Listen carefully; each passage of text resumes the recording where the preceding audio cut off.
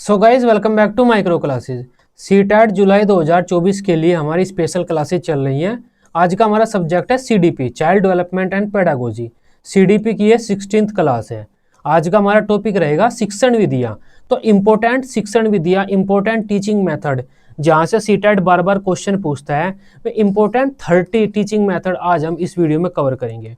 और कौन कौन से क्वेश्चन पूछता है इन टीचिंग मेथड से, वे क्वेश्चन भी आज हम इसी वीडियो में देखेंगे। लास्ट में हम क्वेश्चंस की बात करेंगे। तो आज का ही हमारा टॉपिक है, इसके बारे में ये वीडियो होने वाली है। इस वीडियो में हम सीटैट की मोस्ट इंपोर्टेंट 30 शिक्षण विधियां देखने वाले हैं। उनका क्या अर्थ होता है, उनकी क्या विशेषता होती है, और उनसे सीटैट के पेपर में कौन कौन से मोस्ट इंपोर्टेंट एमसीक्यू क्वेश्चन पूछे जाते हैं, वह भी हम इस वीडियो में ही कवर करेंगे। ये 30 शिक्षण विधियां हैं, इन्हें आप पढ़ सकते हैं। अगर मैं पढ़ूंगा तो वीडियो और लंबी हो जाएगी, क्योंकि ये वीडियो वैसे ही लंबी होने वाली है। अगर आप पढ़ना चाहते हैं 30 शिक्षण विधियों को पढ़ सकते हैं। इन शिक्षण विधियों के बारे में हम एक एक करके पढ़ते हैं। हमारी आज की सबसे पहली शिक्षण विधि है व्याख्यान विधि, लेक्चर मेथड। इसमें क्या होता है, हम इस विधि को भाषण विधि भी कह देते हैं। व्याख्यान विधि, भाषण विधि, लेक्चर मेथड। इसमें एक टीचर खड़ा होता है और भाषण देता है। किसी भी चैप्टर के बारे में वह पढ़ाता है, भाषण देता है। यह ये होता है, यह ये होता है, अकबर वहां गए थे, महाराणा प्रताप वहां गए थे, वैसे गए थे, ऐसे उन्होंने किया था। टीचर सामने, क्लास के सामने इस तरह खड़ा होकर लेक्चर देता है और बच्चे उसे सुनते हैं। यह सबसे प्राचीन विधि है। प्राचीन टाइम से यही चलती आ रही है। पहले लिखाई पढ़ाई किताब वगैरह कुछ नहीं थी। शिक्षक व्याख्यान करता था और बच्चे उसे रट देते थे, जो शिक्षक व्याख्यान कर रहा है। तो सबसे पहली विधि है यह अमनोवैज्ञानिक मानी जाती है और शिक्षक केंद्रित मानी जाती है। ऐसी विधि जिसमें शिक्षक कुछ कर रहा हो और बच्चे चुपचाप बैठे हों, उस विधि को हम अमनोवैज्ञानिक मानते हैं और शिक्षक केंद्रित मानते हैं। ऐसी विधि जिसमें बच्चे कुछ कर रहे हो और शिक्षक बैठा हुआ हो या फिर सिर्फ बच्चों को देख रहा है, उस विधि को हम मनोवैज्ञानिक और छात्र केंद्रित मानते हैं। इस विधि को हम चौक एंड टॉक मेथड भी कहते हैं। शिक्षक चौक से कुछ लिखता है, चौक कहाँ गया भाई, हाँ ये रहा। शिक्षक चौक से कुछ लिखेगा बोर्ड पर और उसकी व्याख्या करेगा। चौक का प्रयोग करेगा और व्याख्या करेगा, तो चौक एंड टॉक मेथड हो गया। चौक होगा और शिक्षक बात करेगा। वर्तमान समय में भी यह काफी प्रचलित विधि है। मतलब ये घटिया विधि है, बेकार मानी जाती है, लेकिन काफी प्रचलित विधि है, क्योंकि यह कई जगह पर बहुत अच्छी फिट बैठती है। इसमें छात्रों को व्यक्तिगत विभिन्नताओं के अनुसार नहीं पढ़ाया जा सकता। अगर ये इंटेलिजेंट नहीं है, तब टीचर इसे अलग से स्पेशल तरीके से नहीं बताएगा कि आप इस चीज को करके देखो, आप सीख जाओगे। ये बस भाषण देगा, समझ में आए तो ठीक, नहीं आए तो ठीक। व्यक्तिगत विभिन्नताओं के अनुसार नहीं पढ़ाया जा सकता। अगर आप इंटेलिजेंट हैं तो आपको 10 चीजें ज्यादा नहीं बताई जाएंगी। आप ठप हैं तो आपको एक ही चीज 10 बार नहीं बताई जाएगी। पूरी कक्षा के लिए टीचर 1 या 2 बार लेक्चर देगा, समझ में आता है तो ठीक, नहीं आता तो ठीक है। इसमें धन, ऊर्जा, समय की बचत होती है। एक टीचर 100-150 बच्चों को पढ़ा देता है तो धन बच जाता है स्कूल का, शिक्षक की एनर्जी बच जाती है, काफी चीजें इसमें बच जाती हैं। यह है बड़ी कक्षाओं के लिए काफी फायदेमंद होती है। छोटी कक्षाओं के लिए तो हम कुछ और भी करा सकते हैं, लेकिन अगर बड़ी कक्षा है तो हमें इसी मेथड का प्रयोग करना होगा, जब ये अच्छी होगी। अब इस विधि की जनरली सभी बुराई हैं, बस अच्छाई यही है, बड़ी कक्षाओं में फायदेमंद रहती है। भारत ऐसा देश है जहाँ पर जनसंख्या काफ़ी है, स्कूल कम है, तो इसके सरकारी स्कूल वगैरह जितने भी स्कूल हैं उनमें काफ़ी भीड़ है, तो वहाँ पर यह विधि अच्छी मान ली जाती है, काम चल जाता है। शिक्षक नहीं है तो एक शिक्षक बहुत सारों को पढ़ा देता है। इस वजह से आज भी चल रही है, लेकिन यह विधि बेकार है, अच्छी विधि नहीं मानी जाती। आपको नहीं यूज करनी है। जब आप पढ़ाएंगे पेपर पे तो हम यही कहेंगे कि हम यूज नहीं करेंगे, बाकी वहां जाके आप कुछ भी यूज कर लेना। नेक्स्ट मेथड है हमारा टेक्स्ट बुक मेथड, पाठ्य पुस्तक विधि। इस मेथड में एक टीचर टेक्स्ट बुक, मतलब जो हमारी किताब होती है, उस किताब को फॉलो करता है। जो चीज़ किताब में लिखी हुई है वही टीचर हमें पढ़ाएगा। जो एग्जाम्पल लिखा हुआ है वो एग्जाम्पल हमें एक्सप्लेन कर देगा। जो एक्सरसाइज लिखी हुई है वह एक्सरसाइज हमें टीचर कह देगा, आप इसको कर कर लाइए घर से। जैसे किताब में इंडेक्स है वैसे पढ़ाएगा, पूरी किताब को फॉलो करेगा। चैप्टर 1 इंट्रोडक्शन, जो भी चीज़ है वह पढ़ाएगा। चैप्टर 2 इसमें जो भी चीज़ है इसी क्रम में पढ़ाएगा। ऐसा नहीं है पहले इसे पढ़ा देगा फिर इसे, नहीं, जिस क्रम में बुक में लिखा हुआ है उसी क्रम में पढ़ाएगा शिक्षक, और उसी तरह पढ़ाएगा जिस तरह लिखा हुआ है। जो एग्जाम्पल लिखे हुए में एग्जाम्पल बता देगा, जो एक्सरसाइज है में एक्सरसाइज आपसे करने के लिए कहेगा। इस विधि में शिक्षक अपनी शिक्षण प्रक्रिया में किसी पाठ्य पुस्तक का अनुसरण करता है, फॉलो करता है किसी पाठ्य पुस्तक को। शिक्षक किसी प्रकरण के नियम व उदाहरण बताता हुआ उसकी व्याख्या करता है। कोई टॉपिक है, उसके नियम दिए हुए हैं और जो उदाहरण दिए हुए हैं बुक में, टीचर उनको एक्सप्लेन करेगा, और जो एक्सरसाइज है उसमें करने के लिए दी हुई है, टीचर कहेगा कि आप उसे करो। इस विधि में शिक्षक पाठ्य पुस्तक के अनुसार पढ़ाता है। जो चीजें जिस क्रम में दी हुई हैं उसी क्रम में पढ़ाएगा, आगे पीछे नहीं। पाठ्य पुस्तक विधि में टीचर क्या करता है, टेक्स्ट बुक को ही फॉलो करता है, आपकी बुक को ही। इसको हम किस चीज में अच्छा मान सकते हैं, अगर माने तो ये है हमारा व्याकरण, ग्रामर में थोड़ा ठीक ठाक मानी जा सकती है ये, अदरवाइज अच्छी विधि नहीं है यह भी, प्राचीन विधि ही है पाठ्य पुस्तक विधि भी। नेक्स्ट बात कर लेते हैं प्रश्नोत्तर विधि की। यह इंपॉर्टेंट है, यह भी इंपॉर्टेंट है, और ये कहानी कथन यह भी इंपॉर्टेंट है। ये दोनों विधियां काफी इंपॉर्टेंट है आपके सीटेट के एग्जाम के लिए। प्रश्नोत्तर विधि, क्वेश्चन आंसर मेथड, ये सुकरात ने दी थी। सुकरात ने कहा था हम टॉपिक को क्वेश्चन आंसर के द्वारा पढ़ा सकते हैं, बच्चों से ज्यादा क्वेश्चन आंसर करें। अगर गंगा नदी के बारे में पढ़ा रहे हैं तो पानी के बारे में पूछें, बच्चे उसे बता देंगे कि हमें पता है कहाँ से आता है, कितनी नदियों में से आता है, नदियों के नाम बताइए आप, कौन सी नदी सबसे पवित्र है, पवित्र क्यों है। कुछ चीजें नहीं आती तो आप थोड़ा सा एक्सप्लेन सा करके उस एक्सप्लेनेशन में से भी क्वेश्चन पूछ सकते हैं। बताया ना आपने, पवित्र गंगा नदी इस वजह से होती है, ये कारण है। अब बताइए सोडियम गंगा नदी में क्या करता है, वे कह देंगे जी पवित्र करता है गंगा नदी को। तो क्वेश्चन आंसर के द्वारा हम बच्चों से को काफी कुछ सिखा सकते हैं। इस विधि में टीचर बच्चों से भी कह सकता है आप कुछ क्वेश्चन पूछ लीजिए मुझसे। तो शिक्षक और छात्र आपस में क्वेश्चन आंसर करते हैं, छात्र आपस में क्वेश्चन आंसर करेंगे, क्वेश्चन आंसर में ही काफी ज्ञान बच्चों को हो जाता है। यह विधि हमारी हो जाती है प्रश्नोत्तर विधि, सुकरात ने दी थी। यह विधि सुकरात की देन है। इस विधि में प्रश्नों के माध्यम से छात्रों को प्रकरण की जानकारी दी जाती है। बच्चों को उत्तेजित प्रेरित करने के लिए इस विधि का प्रयोग किया जाता है। यह क्वेश्चन आपका काफी बार आता है, आईएमपी क्वेश्चन है। किसी क्लास में बच्चों को प्रेरित करना है तो आप कौन सी विधि का प्रयोग करेंगे, प्रश्नोत्तर विधि और कहानी कथन विधि। बच्चे कक्षा में इंटरेस्ट नहीं ले रहे तब आप कौन सी विधि का प्रयोग करेंगे, प्रश्नोत्तर विधि और कहानी कथन विधि। दोनों का प्रयोग करते हैं हम, जोन सी विधि आपके ऑप्शन में वो लगा दीजिए। कहानी का और प्रश्नों के प्रयोग के द्वारा बच्चों को प्रेरित किया जाता है और उनको उनकी जो रुचि है वह पाठ में बनाई जाती है। अब कहानी कथन विधि, स्टोरी टेलिंग मेथड, इसमें एक टीचर क्या करता है, स्टोरी बताता है। मान लीजिए अगर महाराणा प्रताप के बारे में एक टीचर पढ़ा रहा है कि महाराणा प्रताप और अकबर की जो लड़ाई हुई थी उसके बारे में पढ़ो, अब वो खड़ा होकर लेक्चर दे रहा है, उससे अच्छा ना एक कहानी बता दे। एक दिन महाराणा प्रताप वहां जा रहे थे, अकबर आया, ऐसा हुआ, फिर इस तरह जैसे दादी माँ कहानी सुनाती है ना, तो अगर ऐसे टीचर कहानी सुना दे तो ये लेक्चर देने से तो अच्छा माना जाएगा ना। तब कहानी कथन विधि बच्चों के लिए मतलब प्राइमरी कक्षाओं में बहुत अच्छी मानी जाती है, क्योंकि बच्चे कहानी में इंटरेस्टेड होते हैं, कहानी में रुचि होती है उनकी। टीचर पाठ को कहानी के द्वारा एक कहानी में कन्वर्ट कर लेगा, एक टीचर पाठ को, और उसे बच्चों को बताएगा उस कहानी को, जिससे बच्चों को उस पाठ की जानकारी हो जाएगी। अब इसका ये फायदा है, बच्चों को मोटिवेट करने के लिए, बच्चों की रुचि पाठ में बनाने के लिए अच्छी मानी जाती है। यह कहानी कथन विधि प्राथमिक कक्षाओं के लिए अच्छी मानी जाती है, क्योंकि प्राइमरी क्लास के जो बच्चे हैं वही कहानी में इंटरेस्टेड होते हैं। इसमें शिक्षक छात्रों को कहानियों के माध्यम से तथ्यों की जानकारी देते हैं। यह विधि कल्पनाशीलता, सृजनात्मकता, मौलिकता आदि बढ़ाती है बच्चों में। यह काफी इंपॉर्टेंट लाइन है, मोस्ट इंपॉर्टेंट लाइन है। यह कहानियों के बारे में हमेशा आएगी। कहानियों के द्वारा बच्चे कल्पनाशीलता बढ़ाते हैं अपनी, मतलब बच्चे कल्पनाशील होते हैं, बच्चे नई नई चीजें सोचते हैं। एक राजा था, वहां गया, पीछे से अटैक कर दिया, बच्चा बैठ के सोचता है कि अगर मेरे ऊपर करा तो मैं घोड़े से कूद जाऊंगा, वैसे करूंगा, ये करूंगा। इस तरह से बच्चे क्या करते हैं, कल्पनाएं बनाने लगते हैं, सृजनात्मक होते हैं, कुछ नई नई चीजें, नई नई तथ्य सोचना शुरू कर देते हैं वे, जो उन्होंने कभी नहीं सोचे। सृजनात्मक मतलब ऐसी चीजें सोच रहे हैं वे, ऐसे कुछ कर रहे हैं जो सर्जन से संबंधित हो, कुछ नई चीज से संबंधित हो। मौलिकता का मतलब भी होता है कोई नई चीज सोचना, दिमाग में मौलिकता लाना, अपने विचारों में कुछ नवीनता लाना। ये चीजें कहानियां करती हैं, इससे ज्यादा भी करती हैं, रुचि भी बनाए रखती हैं, छात्रों को प्रेरित भी करती हैं, मोटिवेट भी करती हैं, काफी काम करती हैं। मौलिकता जो हमारा टॉपिक है उस पर ध्यान केंद्रित करने में भी मदद करती है कहानियां। वो तो बाकी आप समझ ही पाए होंगे, क्योंकि स्टोरी है, बच्चों के लिए काफी फायदेमंद होती है। अब नेक्स्ट विधि है हमारी विश्लेषण विधि, एनालिसिस मेथड। अब इस विधि में क्या होता है, शिक्षक चीजों को तोड़ता है, या फिर कोई बच्चा अगर कुछ काम कर रहा है तो वह बच्चा तोड़ेगा।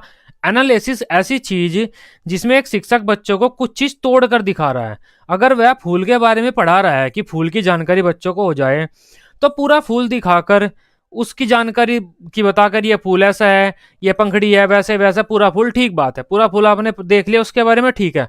फूल जेब में रख के क्लास से नहीं चला जाता, वो क्या करता है, फूल के एक एक भाग के बारे में बताएगा, उस फूल को, फूल के जो भाग हैं उन्हें आपस में तोड़ेगा, फूल के अंदर घुसेगा, क्या क्या है इस फूल में, ये क्या है, स्टिग्मा वगैरह है, ये क्या पोलन है, कैसे काम करता है, ये फूल की पत्तियां कैसे काम करती हैं, ये फूल के पौधे की पत्तियां कैसे काम करती हैं, जड़ क्या काम करती है। किसी भी चीज को उसके भागों में तोड़ना विश्लेषण कहलाता है। अगर कोई क्वेश्चन हमें दिया गया किसी ने, हम उसे उसके भागों में तोड़ रहे हैं, छोटे छोटे भाग बना रहे हैं, इसका अलग स्टडी करेंगे, इसकी अलग स्टडी करेंगे, इसकी अलग करेंगे। कोई भी चीज, मान लीजिए पंखे के बारे में पढ़ रहे हैं बच्चे, तो उसके भागों में तोड़ देते हैं उसे, पंखड़ियों के अलग बारे में पढ़ेंगे, मोटर के बारे में अलग पढ़ेंगे, डंडी जो है उसकी उसके बारे में अलग पढ़ेंगे, ये क्या काम करती है, क्यों करती है। किसी चीज को उसके भागों में तोड़कर उसके बारे में पढ़ना या दूसरों को पढ़ाना, ये होती है हमारी विश्लेषण विधि। विश्लेषण का मतलब ये होता है तोड़ना, मतलब किसी तथ्य को उसके भागों में तोड़ना, उसे हम कह देते हैं विश्लेषण। आसानी है, किसी भी क्लास में कोई भी शिक्षक बच्चा किसी चीज का अध्ययन करने के लिए उसे किसी भी चीज को उसके भागों में तोड़ रहा है, वह विश्लेषण विधि होगी। विश्लेषण में किसी समस्या को उसके छोटे छोटे टुकड़ों में तोड़ा जाता है तथा उन टुकड़ों का अलग अलग अध्ययन किया जाता है।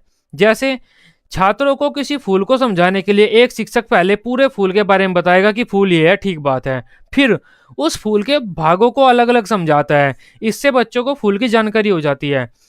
किसी चीज को तोड़ना मतलब फूल के बारे में बताया, भाई ये फूल है, ऐसा ऐसा है, अब इसके भागों के बारे में एक एक करके भागों के बारे में पढ़ेंगे। तोड़ रहा है वो, मतलब फूल के अंदर घुस रहा है, फूल को उसके भागों में तोड़ रहा है, तो ये क्या हुई, विश्लेषण विधि हुई। यह तर्क प्रधान विधि है। क्वेश्चन आता है सर्वाधिक तर्क प्रधान विधि हम किसे मानते हैं, तो विश्लेषण विधि को मानते हैं।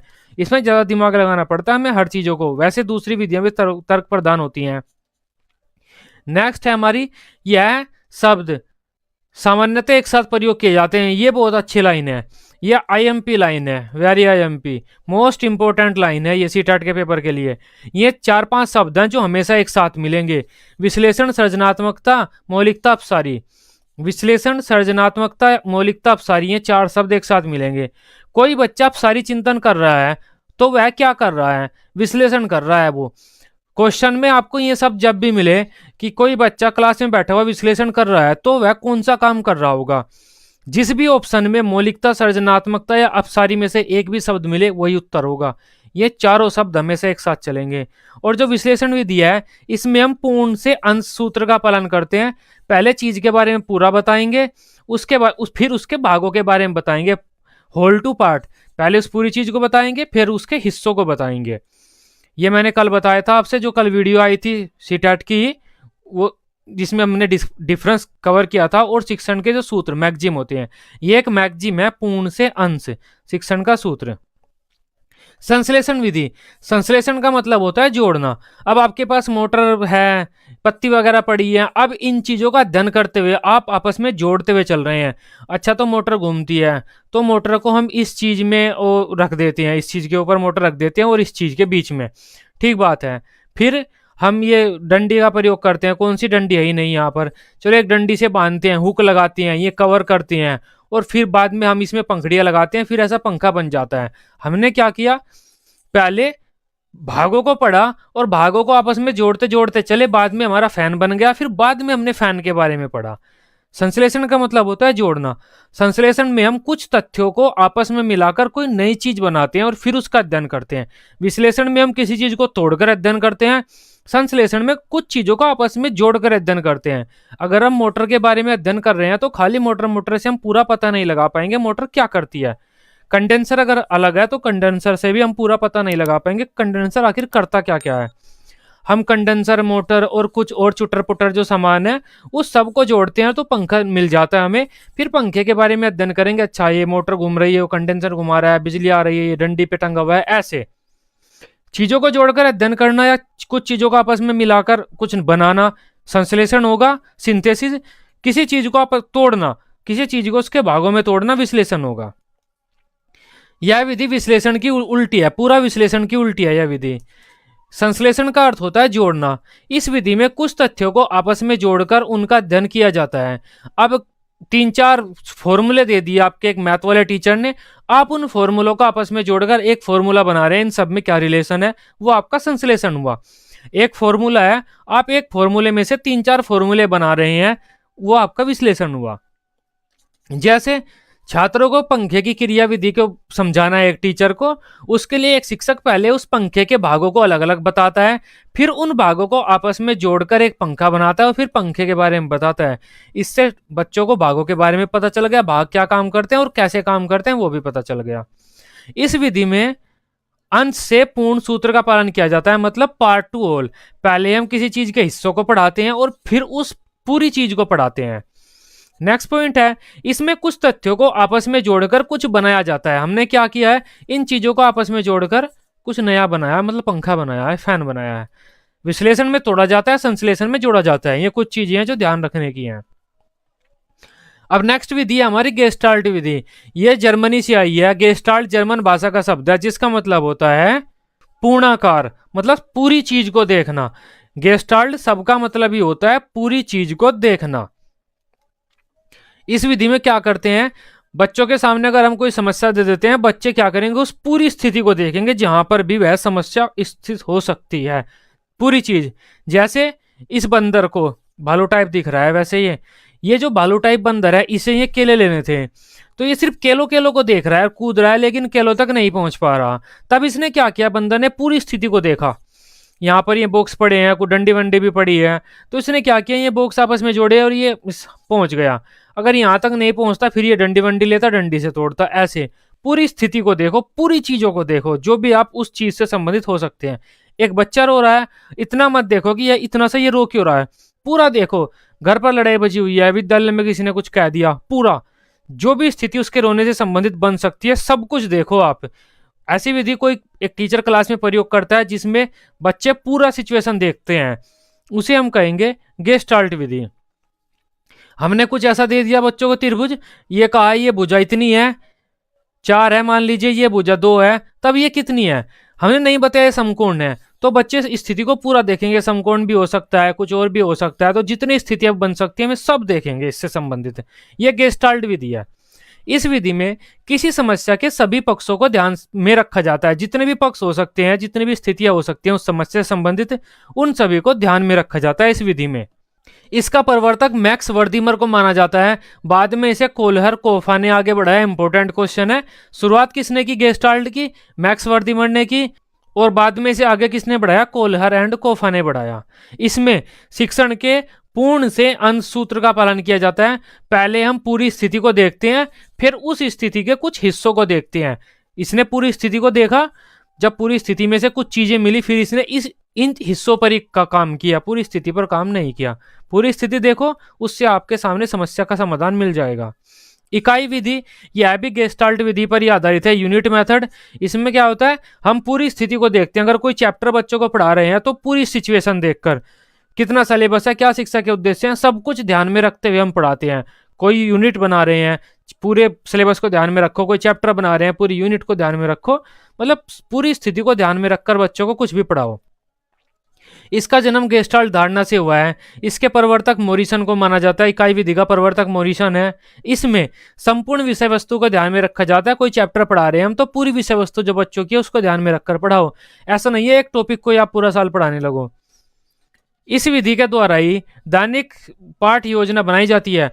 टीचर क्या कर रहा है, आज जो पाठ योजना बना रहा है वो आज के लिए थोड़ी बना रहा है, पढ़ाएगा तो आज वो उसे, लेकिन पूरी स्थिति को देखकर ही तो बना रहा है। क्या उद्देश्य है, कितना सिलेबस है, कितना चैप्टर में, आज कितने टाइम में मुझे कितना कवर करना है, तो उस हिसाब से तो अपनी वो लेसन प्लान बनाएगा टीचर। पूरी सिचुएशन देखो, जो भी आप काम करो बच्चों का, ये सिंपल सा है। यह समानता के सिद्धांत पर आधारित है। इसको थोड़ा सा पढ़ लेना। ये जो हमारी इकाई विधि है, यह समानता के सिद्धांत पर आधारित है। मतलब हर चीज को समान महत्व दो, ऐसा नहीं है केले केले केले केले पे आप लगे पड़े हो। हर चीज को महत्व दो, समानता मानती है थोड़ा सा यह विधि। निगमन विधि मोस्ट इंपोर्टेंट विधि आपके सीटेट के एग्जाम के लिए। Deductive method. निगमन विधि में हम क्या करते हैं, बच्चों को पहले नियम बताते हैं और उसके बाद उस नियम के उदाहरण देते हैं। जैसे संज्ञा पढ़ा रहे हैं हम, पहले हमने संज्ञा का नियम बता दिया, संज्ञा ये होती है। या फिर हम त्रिभुज पढ़ा रहे हैं, तब हम बच्चों को पहले त्रिभुज के नियम बता देंगे कि ये 90 डिग्री है तो ये एक्स है, तो ये वाई है, तो इसका स्क्वायर ये स्क्वायर हो जाएगा। तो हमने पहले नियम बता दिए और फिर बच्चों को हम एग्जाम्पल देंगे, ये 2 है, ये 3 है, तो ये कितना हो जाएगा, 5 हो जाएगा। इस तरह से हम पहले नियम बताएंगे फिर एग्जाम्पल देंगे। ऐसे ही ग्रामर में करते हैं, हम टेंस पढ़ा रहे हैं, पहले प्रेजेंट इंडेफिनिट के 3-4 नियम बता देंगे और फिर उसके एग्जाम्पल देंगे। इस विधि को निगमन विधि कहा जाता है, अच्छी नहीं मानी जाती है। इस विधि में पहले छात्रों को नियम बताए जाते हैं और उसके बाद उन नियमों पर उदाहरण दिया जाता है। जैसे छात्रों को पहले व्याकरण के नियम बताना, बाद में उन नियमों पर उदाहरण छात्रों को लिखकर दिखाना। यह विधि अमनोवैज्ञानिक मानी जाती है क्योंकि रटने पर बल देती है। बच्चे चुपचाप बैठकर नियम रटते रहते हैं और शिक्षक एक्टिव रहता है। तो ऐसी विधि जिसमें शिक्षक एक्टिव है, बच्चे चुपचाप बैठे हों, अमनोवैज्ञानिक है, बेकार है।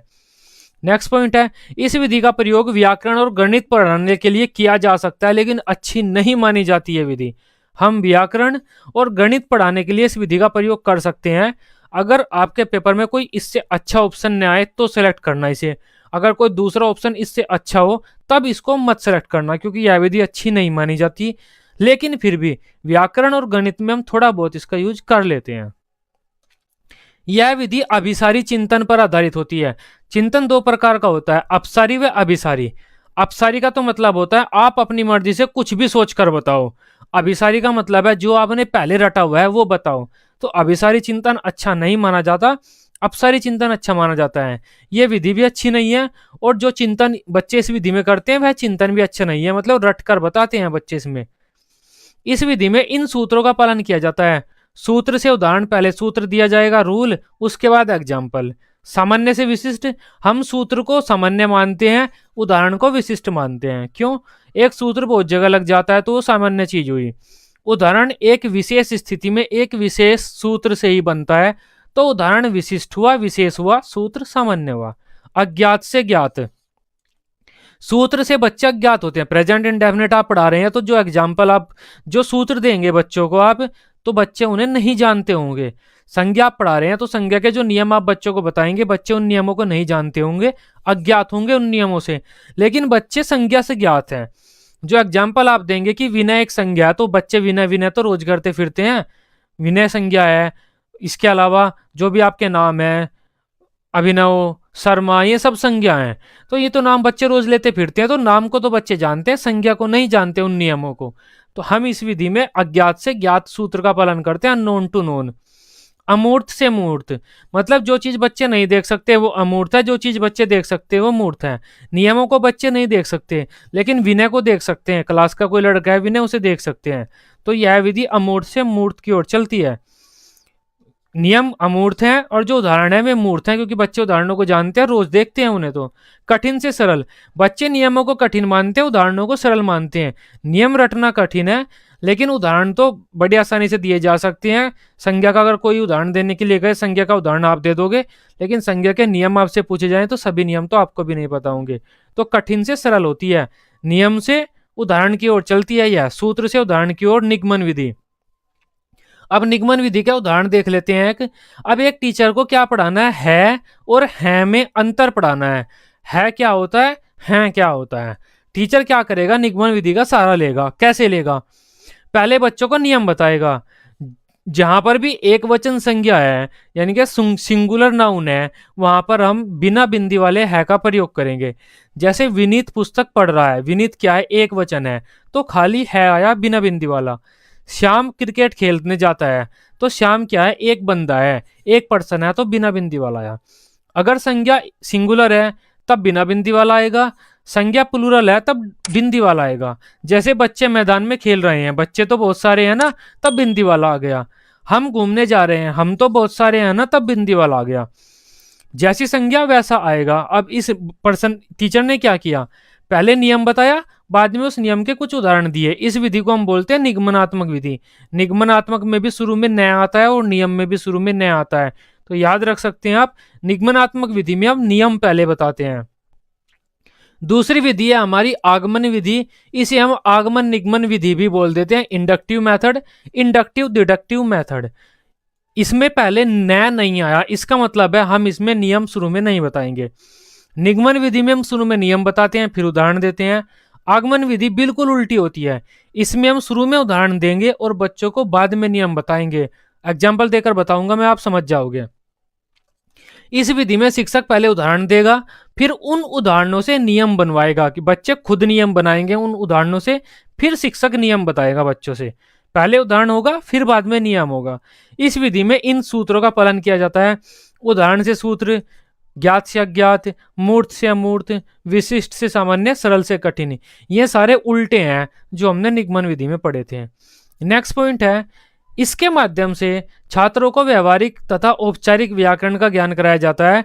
निगमनात्मक विधि का प्रयोग हम बच्चों को नियम रटाने के लिए करते हैं, लेकिन आगमनात्मक विधि में हम बच्चों को व्यवहारिक व औपचारिक व्याकरण देते हैं। व्यवहारिक व औपचारिक व्याकरण का मतलब होता है हम बच्चों को नियम के द्वारा व्याकरण नहीं सिखा रहे। जैसे बच्चे मम्मी पापा के साथ हैं, मम्मी पापा व्याकरण का प्रयोग कर रहे हैं, हिंदी बोल रहे हैं, इंग्लिश बोल रहे हैं, तब बच्चा भी सीख लेगा कि मुझे पानी चाहिए। अब बच्चे को नहीं पता ये चाहिए जो सूट वाला सेंटेंस है कहाँ प्रयोग होगा, लेकिन बच्चे ने अपनी मम्मी को देखा तो उसने बोल दिया बोलते हुए, उस बच्चे ने अपनी मम्मी को बोलते हुए देखा तो उसने बोल दिया, उसे पानी मिल गया। तो बच्चे पे व्याकरण तो आ गई लेकिन नियम नहीं पता उसे। उस व्याकरण को हम व्यवहारिक व औपचारिक व्याकरण बोलते हैं। इसके द्वारा ये ज्ञान देते हैं हम बच्चों को। जो ये आगमनात्मक विधि है यह अपसारी चिंतन पर बल देती है। अपसारी चिंतन का मतलब होता है आप अपने दिमाग से कुछ भी सोच कर बोलो, यह अच्छी विधि मानी जाती है। अच्छा कैसे बनेगा? अच्छी विधि मानी जाती है। यह आगमनात्मक विधि एक अच्छी मनोवैज्ञानिक विधि मानी जाती है, छात्र केंद्रित। निगमनात्मक विधि बेकार है। इस विधि का जो प्रयोग हम सूत्र स्थापित करने के लिए करते हैं। अब कैसे करते हैं वो समझिए। अब मान लेते हैं एक टीचर विशेषण पढ़ा रहा है कुछ बच्चों को, तो पहले ही संज्ञा तो पहले ही पढ़ा चुका होगा क्योंकि विशेषण संज्ञा के बाद आते हैं। अब टीचर क्या करता है, कुछ उदाहरण लिख देता है अपने बोर्ड पर। ये उदाहरण है संज्ञा के। टीचर ने पहले ही उदाहरण बोर्ड पर लिख दिए, नियम नहीं बताया। ये किताबें नीली हैं, वह पेंसिल लाल है, यह रबड़ सफेद है। टीचर ने उदाहरण लिख दिए। अब शिक्षक बच्चों से क्या कहता है? शिक्षक बोलता है किताबें, पेंसिल, रबड़ व्याकरण की दृष्टि से किस प्रकार के शब्द हैं? किताबें, पेंसिल, रबड़ ये किस प्रकार के शब्द हैं? टीचर बोलता है बच्चों से। बच्चे कहेंगे ये सभी संज्ञा हैं, क्योंकि संज्ञा उन्होंने पहले ही पढ़ ली क्योंकि टीचर ने पढ़ा दी।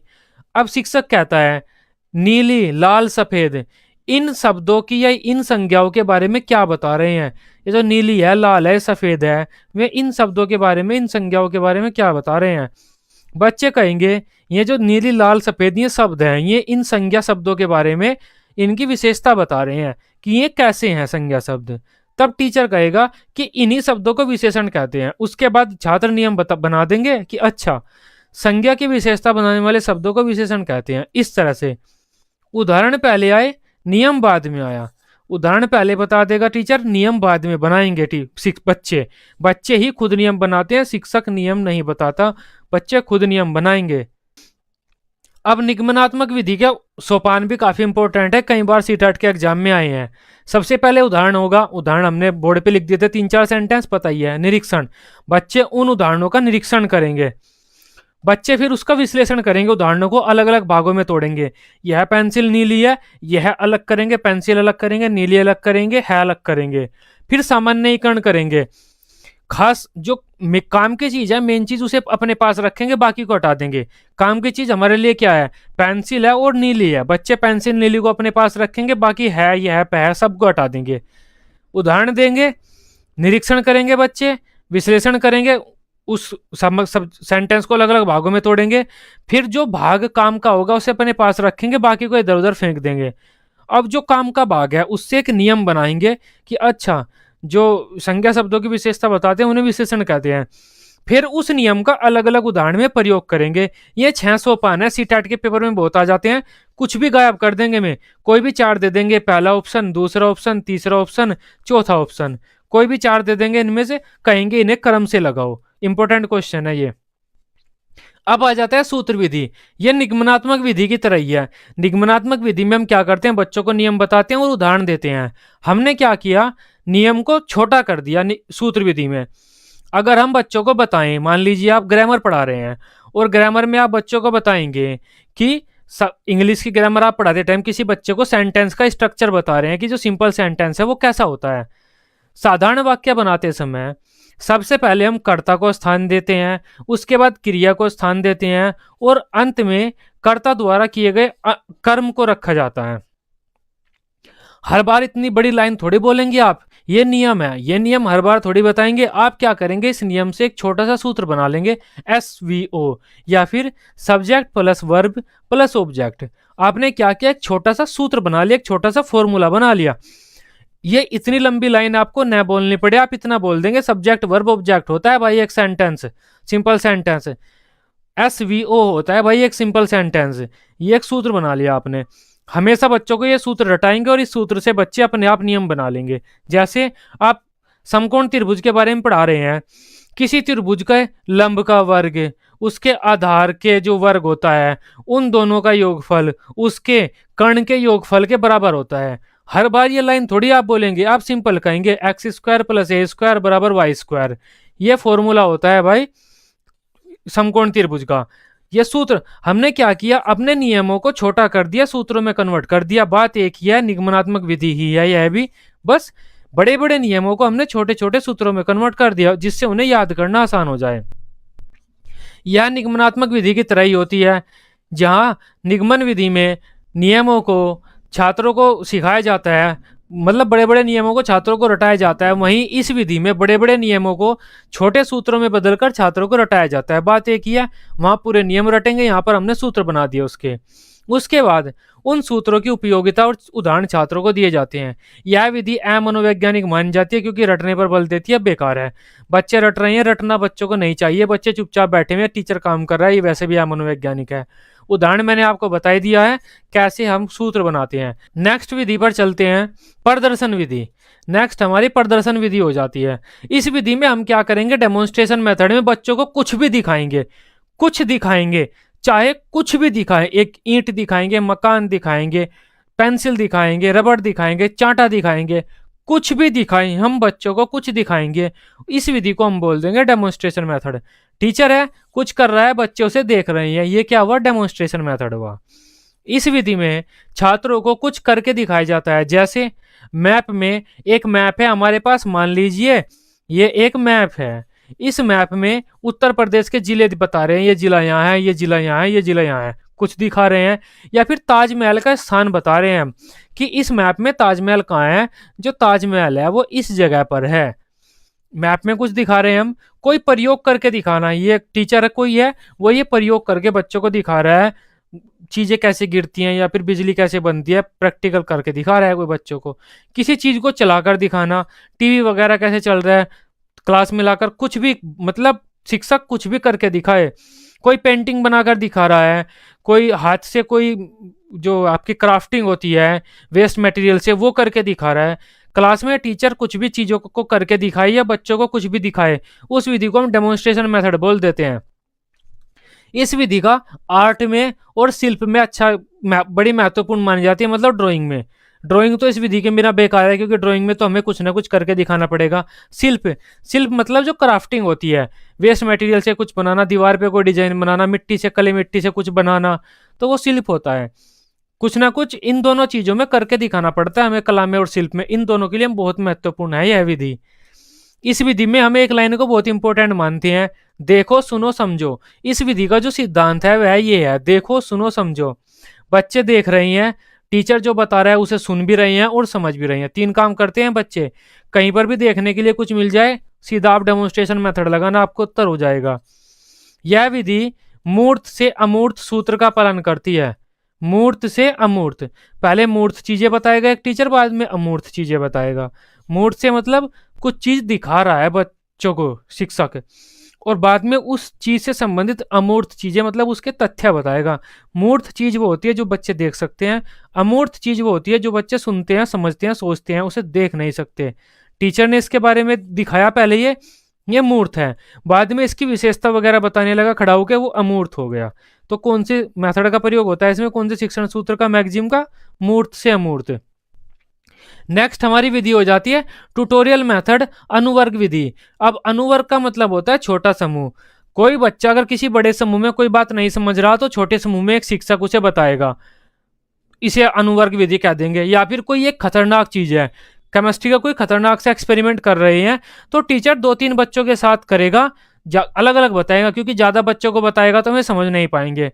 तो कम बच्चों के समूह को जब भी शिक्षक कुछ बता रहा है उसे हम अनुवर्ग विधि बोलते हैं और ये शिक्षक केंद्रित है क्योंकि इसमें जनरली शिक्षा की कुछ ना कुछ करके दिखाता है। अनुवर्ग का मतलब होता है छोटे समूह में किसी को कुछ बताना है। जब कोई छात्र बड़े समूह में समझ नहीं पाता तब उसे छोटे समूह में हम बताते हैं, उसे अनुवर्ग विधि कह देंगे। या फिर कोई खतरनाक या कठिन काम हम छोटे समूह को बताएंगे, बड़े समूह में तो समझ में नहीं आएगा क्योंकि वैसे ही डेंजरस काम है वो, तो उसे हम अनुवर्ग विधि कह देंगे। यह शिक्षक केंद्रित है क्योंकि शिक्षा की जनरली एक्टिव है, बच्चे तो खड़े होकर देख रहे हैं इसमें।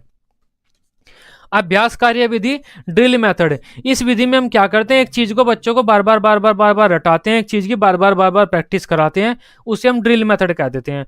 कोई सेंटेंस हमने बच्चों को बताया और उस सेंटेंस की बार बार प्रैक्टिस कर रहे हैं, वो ड्रिल मेथड है। इसका मतलब है ड्रिल करके बच्चों के अंदर उस बात को स्थापित कर दो। कोई क्रिकेटर है, बाउंसर उस पर खेलनी नहीं आती तो कोच क्या करेगा, बाउंसर ही बाउंसर उसे 150 बॉल डायरेक्ट बाउंसर ही मारेगा, अब तो खेलनी आ जाएगी। वो क्या कर रहा है, प्रैक्टिस करा रहा है, बार बार बच्चों की एक ही काम में प्रैक्टिस कराना, किसी चीज को बार बार रिपीट कराना, वो होता है अभ्यास कार्य विधि। इस विधि में किसी चीज का बार बार अभ्यास कराया जाता है। यह विधि इस सिद्धांत का पालन करती है, practice makes a man perfect. मतलब प्रैक्टिस करेंगे तो कोई भी परफेक्ट हो जाता है। जैसे वर्णमाला ABCD को कैसे पढ़ाते हैं, रटा देते हैं, बार बार बोलो, ये बोलेगा तुम सुनो, तुम बोलो, 10 बार बोलो, 20 बार बोलो। पहाड़े कैसे याद करते हो आप, रट के तो करते हो, बार बार बोल के उन्हें। तो ड्रिल मेथड में हम किसी चीज को बार बार कराते हैं जिससे कि वह काम आप पे आ जाए और आप उसके आदी हो जाएं करने के। नेक्स्ट विधि है हमारी अभिकर्मित अनुदेशन विधि, प्रोग्राम्ड इंस्ट्रक्शन मेथड। ये पहला मेथड था जिसमें हम बच्चों को मशीनों के द्वारा सिखाते हैं। 1950 के आसपास ये मेथड BF स्किनर ने दिया था और जिस टाइम उन्होंने अपना ये मेथड लॉन्च किया था, अपनी ये विधि लॉन्च की थी, एक मशीन निकाली थी, ये कहा था कि बच्चे अब इस मशीन से सीख सकते हैं। पहली बार कुछ ऐसा मार्केट में आया था, कंप्यूटर वगैरह कुछ नहीं थे, कि बच्चे मशीन से भी कुछ सीख सकते हैं। तो एक टैगलाइन यूज की थी BF स्किनर ने। क्या कहा था उन्होंने इस मशीन को बेचने के लिए और अपने जो प्रचार प्रसार करने के लिए अपनी मशीन का, अपनी विधि का, ये कहा था कि robot can teach your student to, या फिर robot can teach your kid, आपके बच्चों को अब रोबोट भी पढ़ा सकता है। ये एक लाइन बोली थी, मतलब एक अच्छी लाइन लगी थी मुझे जब मैंने BF स्किनर के बारे में पढ़ा। BF स्किनर ने क्या कहा, चैप्टर को छोटे छोटे प्रश्नों में कन्वर्ट किया, खाली स्थान वालों में, और वे प्रश्न यहाँ पर लिख दिए। अब अभिकर्मित अनुदेशन में हम खाली स्थान वाले प्रश्न भी यूज कर सकते हैं या फिर MCQ टाइप भी यूज कर सकते हैं। ऐसे प्रश्नों का प्रयोग किया जिनमें उत्तर उन्हीं प्रश्नों में छुपा हुआ हो। जैसे आपके अनसीन पैसेज होते हैं ना, पैसेज होते हैं, उनके नीचे क्वेश्चन पूछे जाते हैं, वहीं पर उत्तर छुपा हुआ होता है। तो ऐसे प्रश्नों का BF स्किनर ने प्रयोग किया था उस टाइम पर, और ऐसे प्रश्न पूछे थे बच्चों से जिनका उत्तर वहीं पर हो और बच्चों को वे उत्तर सेलेक्ट करने होते थे वहां से। जैसे भूगोल वक्ताओं के अनुसार प्रत्येक ग्रह सूर्य के चारों ओर घूमता है, हमारे ग्रह का नाम पृथ्वी है, तब बताओ पृथ्वी किस चीज के चारों ओर घूमती है। प्रत्येक ग्रह अपने सूर्य के चारों ओर घूमता है, हमारे ग्रह का नाम पृथ्वी है, मतलब पृथ्वी एक ग्रह है तो पृथ्वी भी सूर्य के चारों ओर घूमेगी, तो यहाँ पर सूर्य आ जाएगा। इस तरह के क्वेश्चन पूछे जाते हैं। ऐसे क्वेश्चन पूछे जाते हैं अभिकर्मित अनुदेशन विधि में जिनमें उत्तर उसी क्वेश्चन में दिया हुआ हो। अब इसके बारे में आप पढ़ना चाहते हैं पढ़ सकते हैं, यही मैं सब कुछ आपको बता चुका हूं। नेक्स्ट क्वेश्चन की तरफ बढ़ते हैं। ये इंपॉर्टेंट है, परिचर्चा विधि और वाद विवाद विधि थोड़ा सा कंफ्यूजन भी पैदा करती है ये आपकी जिंदगी में, लेकिन फिर भी थोड़ा सा बता देता हूं मैं आपको। परिचर्चा विधि डिस्कशन मेथड, वाद विवाद विधि डिबेट मेथड। परिचर्चा विधि क्या होता है, एक टीचर आपकी क्लास के छोटे छोटे समूह बना देगा, कुछ समूह बना दिए एक टीचर ने आपकी कक्षा के, और जो में समूह हैं उन समूह को एक टॉपिक देगा कि आप क्या करो, इस टॉपिक पर डिस्कस करो। सभी बच्चे उस समूह के बिल्कुल बिना किसी टेंशन के, बिना किसी प्रॉब्लम के अपने विचार देते हैं कि मान लीजिए क्या लड़कों को दहेज लेना चाहिए शादी में, अलग अलग ग्रुप को टीचर ने वो दे दिया टॉपिक। अब जो ये टॉपिक है मैडम जो हमारी टीचर है वो छोटे छोटे ग्रुप बनाकर भी दे सकती है और पूरी क्लास को भी एक टॉपिक दे सकती है। मान लीजिए इस मैडम ने पूरी क्लास को ये टॉपिक दे दिया, क्या बच्चों को दहेज लेना चाहिए। अब परिचर्चा विधि में क्या होगा, सब बच्चे इस पर चर्चा करेंगे, ये साहब उठेंगे या उठेंगी, चलो जो भी है, ये साहब उठेंगे या उठेंगी जो भी है, ये कहेंगे कि मेरा मानना है कि दहेज लेना चाहिए नहीं लेना चाहिए। फिर ये साहब खड़े होंगे, ये कहेंगे कि लेना चाहिए, सरकारी नौकरी लगी है मेरी, बहुत पैसा खर्च करके बहुत मेहनत से लगी है, तो मेरे में और ये जिसकी सरकारी नौकरी नहीं लगी उनकी शादी में क्या फ़र्क रह जाएगा अगर मैंने दहेज नहीं लिया। तो ये कहेंगे कि दहेज नहीं लेना चाहिए, ये कहेगी दहेज लेना चाहिए, ये कहेगा दहेज लेना चाहिए लेकिन इस स्थिति में लेना चाहिए। सब लोग अपने विचार बिना किसी टेंशन के प्रस्तुत करेंगे। टीचर क्या करेगा, एक समस्या प्रस्तुत करेगा इनके सामने और सभी बच्चे बिना किसी टेंशन के, बिना किसी उसके हेजिटेशन के अपने अपने विचार उस टॉपिक पर प्रस्तुत करेंगे, जब तक में उस प्रॉब्लम को सॉल्यूशन नहीं प्राप्त कर लेते। इसे कहेंगे हम परिचर्चा विधि। इसमें सर्वप्रथम किसी समस्या को चुना जाता है, फिर यह समस्या छात्रों के सामने प्रदान की जाती है। यह छात्रों के किसी एक समूह को प्रदान की जा सकती है या फिर पूरी कक्षा को भी प्रदान की जा सकती है। छात्र इस समस्या पर विचार विमर्श करते हैं तथा समस्या के समाधान को खोजते हैं। विचार विमर्श करते हैं, अपने अपने विचार प्रस्तुत करते हैं और फिर समस्या का समाधान खोजते हैं। इस पर क्या करेंगे, बच्चे डिस्कशन करेंगे। बच्चे एक दूसरे की बात नहीं काटेंगे। मान लीजिए इस बच्चे को कोई प्रॉब्लम आई तो दूसरे जहां पर ये बच्चा अटका था वहां से अपनी बात शुरू करेंगे या कोई भी बात रख सकते हैं। एक दूसरे की बात को नहीं काटते। वाद विवाद विधि डिबेट मेथड में क्या होता है, हम एक टॉपिक दे देते हैं, दो ग्रुप बनाते हैं। सबसे पहले तो हम एक ग्रुप ये हो गया, दूसरा ग्रुप ये हो गया। अब हम इन दोनों ग्रुपों को एक टॉपिक देंगे लेकिन एंटी। इन ग्रुप से कहेंगे कि आपका टॉपिक है हमें दहेज लेना चाहिए और इस ग्रुप से कहेंगे कि आपका टॉपिक है हमें दहेज नहीं लेना चाहिए। ये दोनों आपस में बहस करेंगे।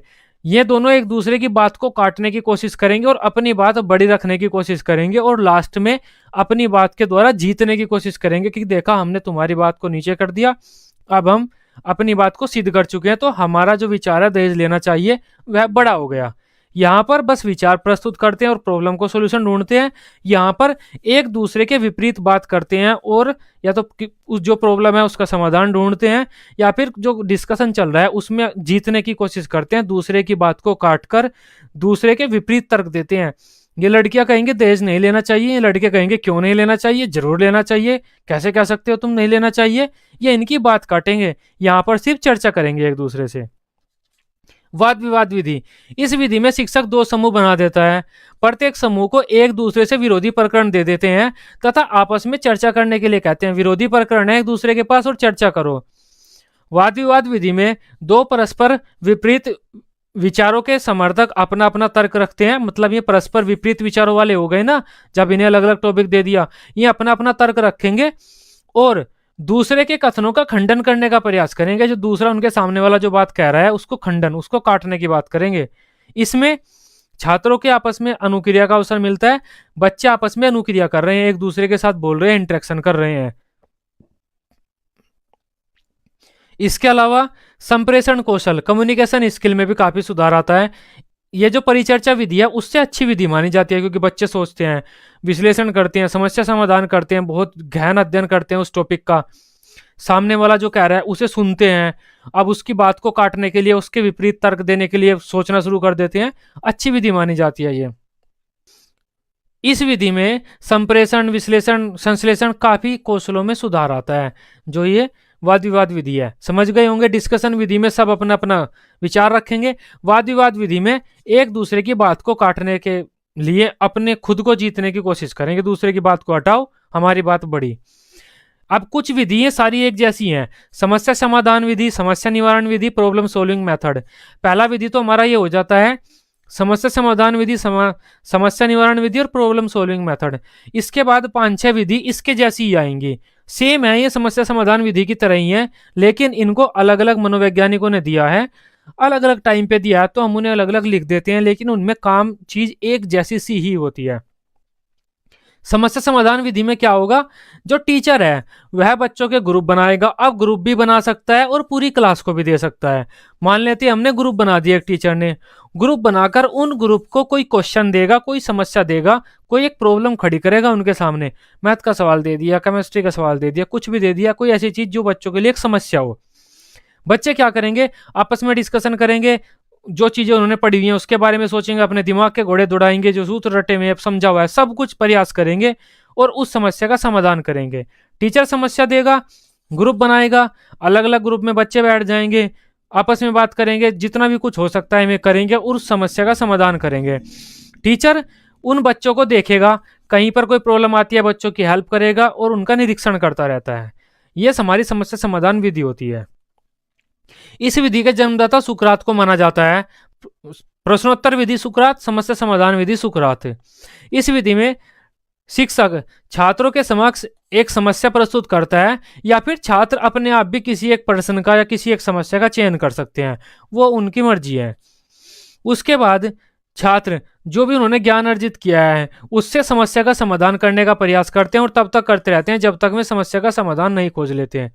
समस्या बच्चों के सामने प्रस्तुत होगी, टीचर करेगा या फिर बच्चे खुद ले लेंगे। पूरी क्लास को एक समस्या दे सकते हैं या फिर अलग अलग ग्रुपों में बांटकर बच्चों को अलग अलग समस्या दे सकते हैं।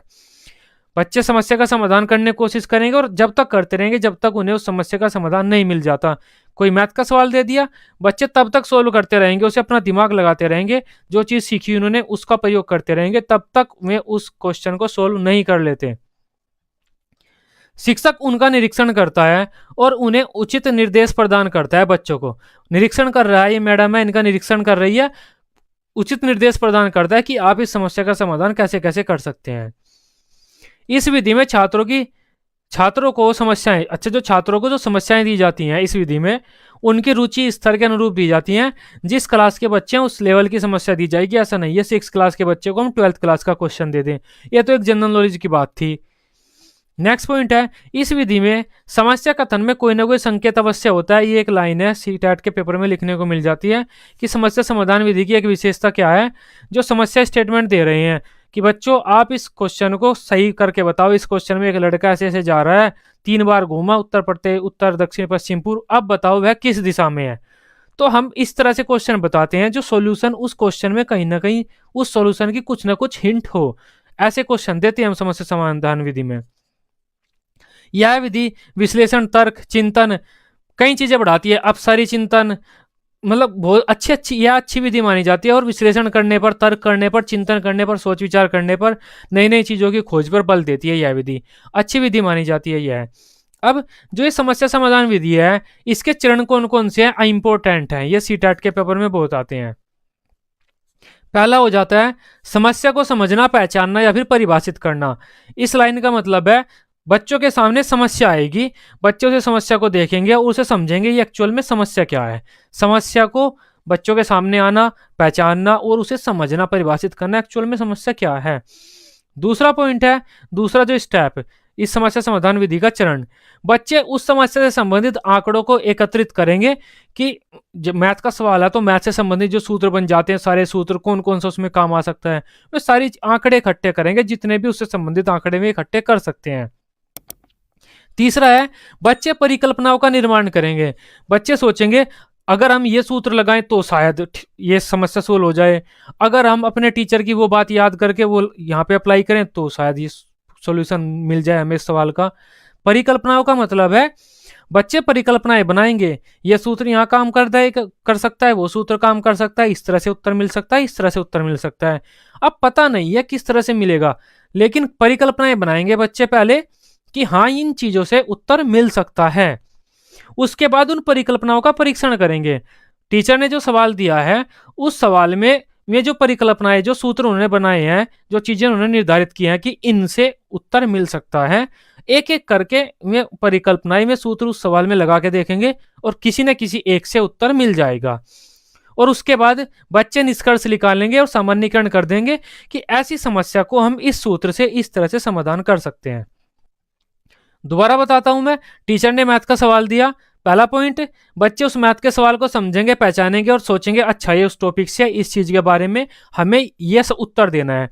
बच्चे समस्या को समझ रहे हैं। दूसरा पॉइंट है बच्चे उस समस्या से संबंधित, उस सवाल से संबंधित जितने भी चीजें इकट्ठी हो सकती हैं सब कर देंगे, ये इतनी चीजें हैं इस सवाल से संबंधित। उसके बाद परिकल्पनाएं बनाएंगे बच्चे, उत्तर निकालने के लिए अपनी एक कल्पनाएं करेंगे कि हाँ इस सूत्र से उत्तर आ सकता है, उस सूत्र से भी आ सकता है, उस सूत्र से भी उत्तर आ सकता है, उस सूत्र से भी उत्तर आ सकता है। इस तरह से कल्पनाएं बनाएंगे और उसके बाद उन कल्पनाओं को एक एक करके उन सूत्र में लगाएंगे, उस प्रश्न में लगाएंगे, किसी एक से उत्तर मिल जाएगा और फिर वे निष्कर्ष निकाल लेंगे, सामान्यीकरण कर देंगे उस समस्या का कि इस समस्या को ऐसे ऐसे हम सही कर सकते हैं। यह समस्या समाधान विधि थी। अब मस्तिष्क विप्लव विधि, जिसे हम मस्तिष्क उद्वेलन विधि कह देते हैं, ब्रेन स्टॉर्मिंग मेथड, यह भी सेम समस्या समाधान विधि की तरह ही है। टीचर बच्चों के किसी ग्रुप को कोई समस्या दे सकता है, पूरी क्लास को दे सकता है, उस क्लास को छोटे छोटे हिस्सों में बांटकर समस्या दे सकता है।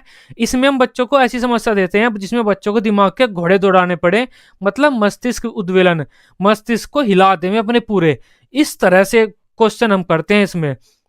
मस्तिष्क विप्लव विधि में भी हम बच्चों से समस्या समाधान विधि की तरह क्वेश्चन करेंगे, कोई समस्या देंगे और बच्चे अपने दिमाग के घोड़े दौड़ाकर जो जो चीजें सीखी हुई उन्होंने उस चीज सीखी हुई चीज को अप्लाई करके उत्तर ढूंढने की कोशिश करेंगे।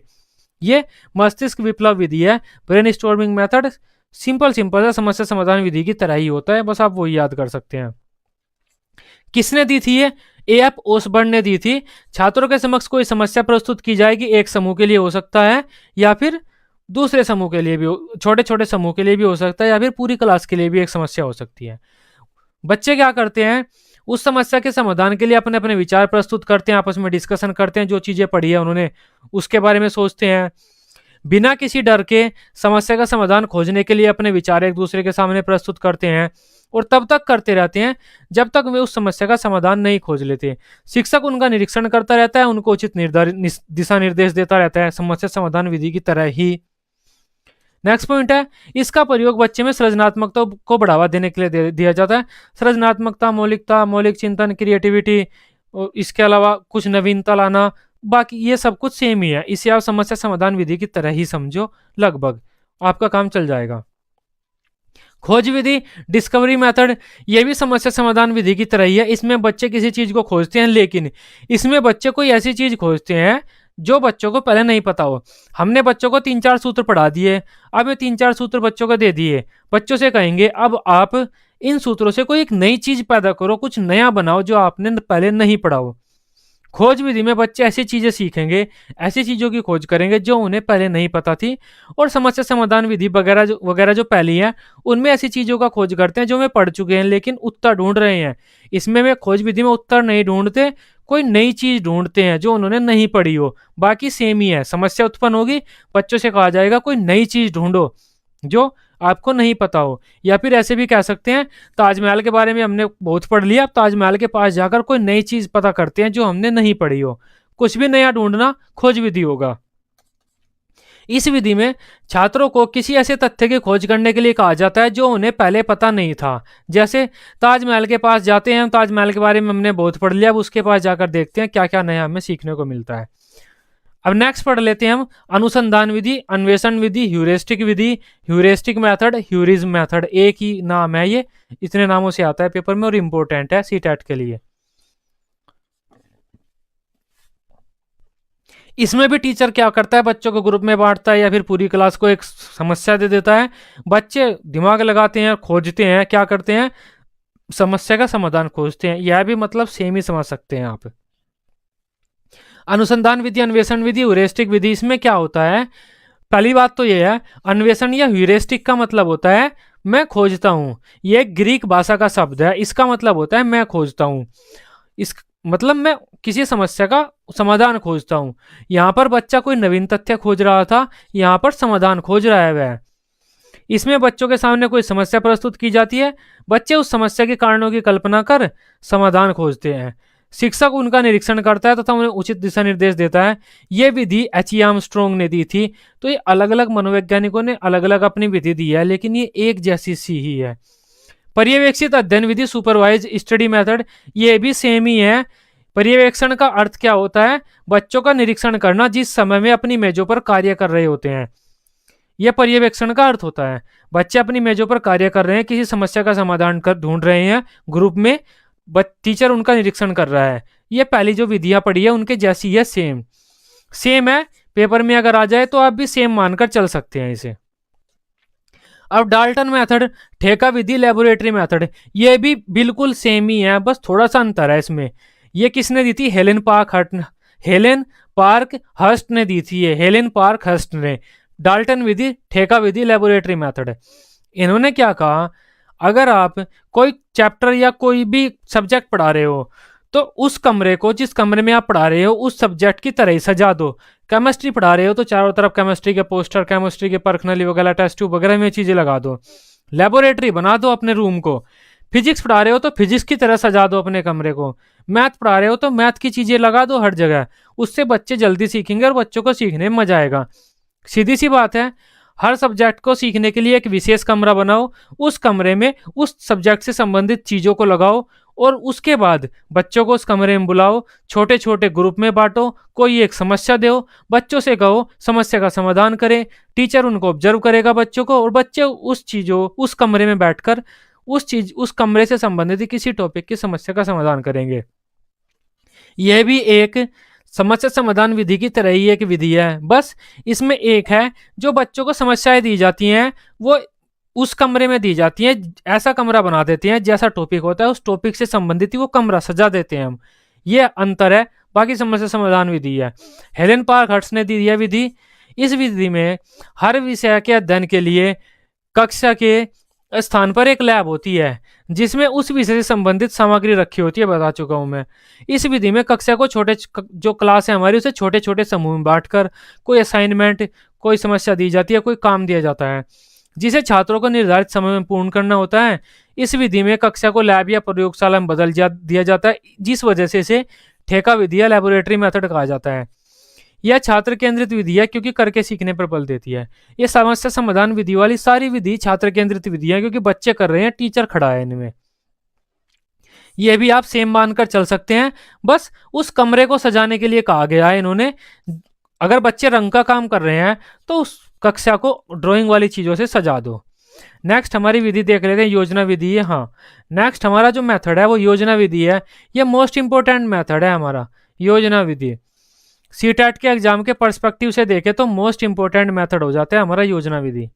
योजना विधि, परियोजना विधि या फिर प्रोजेक्ट मेथड। इस विधि में हम बच्चों को कोई एक सामाजिक काम देते हैं, जिसे हम प्रोजेक्ट बोलते हैं। किलपैट्रिक ने दी थी ये, विलियम हर्ड किलपैट्रिक ने ये विधि दी थी, WH किलपैट्रिक ने। इन्होंने कहा था, योजना किसे कहा था, एक ऐसा सामाजिक काम दिया जाता है बच्चों को, जिसे में बच्चे समाज में जाकर दूसरों के साथ समूहों में पूरा करते हैं। जैसे रिसाइकल कराना, बच्चों को कोई टास्क देना, बच्चे समूह में बैठकर कर रहे हैं। मतलब आपको कोई प्रोजेक्ट दिया जाता है ना स्कूल में, मिड डे मील वाला हो गया, जनसंख्या गिनकर लाओ, या फिर पेड़ कटने से बचाने के लिए एक प्रोजेक्ट का निर्माण करो। ऐसे आपको कोई भी एक सामाजिक काम दिया जाएगा जो समाज के लिए महत्वपूर्ण हो। आप में सामाजिकता पैदा की जाती है इस विधि के द्वारा। अब ये क्या कर सकते हैं, कचरा मत करो, रिसाइकलिंग के ऊपर आप दूसरों को प्रेरित करो, या कोई फाइल बनाकर लाओ, समाज में जाकर कोई आंकड़े इकट्ठे करके लाओ। ऐसे प्रोजेक्ट देंगे हम बच्चों को जो समाज से संबंधित हो। बच्चे एक ग्रुप में जाकर समाज में जाएंगे और अपने प्रोजेक्ट को पूरा करेंगे। यह होती है हमारी जो विधि है प्रोजेक्ट मेथड। आप में भी दिया जाता है assignment and project, her class में है, BA BSc BEd बीटेक कुछ भी आप कर रहे हो, असाइनमेंट उसमें दिए जाते हैं, प्रोजेक्ट में इसी वजह से दिए जाते हैं आप में सामाजिकता है और आप अपने समूहों के साथ बैठकर कुछ काम करना सीखें। यह विधि WH किलपैट्रिक ने दी थी। इस विधि में बालकों को सामाजिक वातावरण में सामाजिक कार्यों को पूर्ण करने के अवसर दिए जाते हैं। इस विधि में सबसे पहले छात्रों को समूह में बांटा जाता है तथा कोई सामाजिक कार्य पूर्ण करने के लिए दिया जाता है जो समाज के लिए कल्याणकारी हो। ऐसा काम जो समाज के लिए अच्छा हो, महत्वपूर्ण हो, कल्याणकारी हो, ऐसा काम आपको दिया जाता है। इस विधि के द्वारा छात्रों में सामाजिकता, सहयोग, समस्या समाधान आदि का विकास किया जाता है। सामाजिकता, सहयोग आपका सामाजिक विकास ही होता है। समस्या समाधान क्योंकि आपको एक प्रॉब्लम दी है, उसका सॉल्यूशन आप कर ही रही हैं। नेक्स्ट पॉइंट है, इस विधि का प्रयोग छात्रों के सहशैक्षिक पक्ष के विकास के लिए किया जाता है। दो पक्ष होते हैं आपकी शिक्षा के, शैक्षणिक, सहशैक्षणिक। शैक्षणिक का मतलब तो होता है जो किताबी ज्ञान आपको पढ़ाया जा रहा है, संज्ञा, सर्वनाम, विशेषण।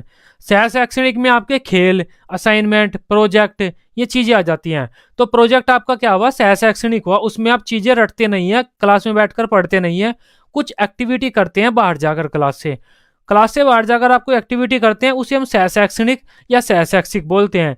और जो किताब पढ़ते हैं उसे आप शैक्षिक बोलेंगे। तो प्रोजेक्ट क्या हुआ, सहशैक्षणिक हुआ, सहशैक्षिक हुआ।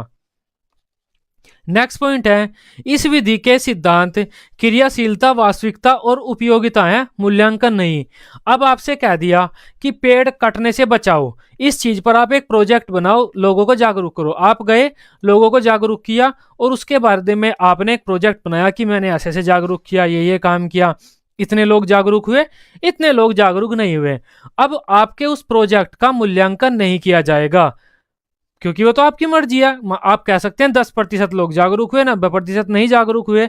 आप कह सकते हैं 90% जागरूक हुए, 10% मेरे पे जागरूक नहीं हुए, लेकिन मैंने प्रयास तो किया। तो जो आपने प्रोजेक्ट बनाया ना, जो फाइल बनाई, उसका मूल्यांकन नहीं किया जाता।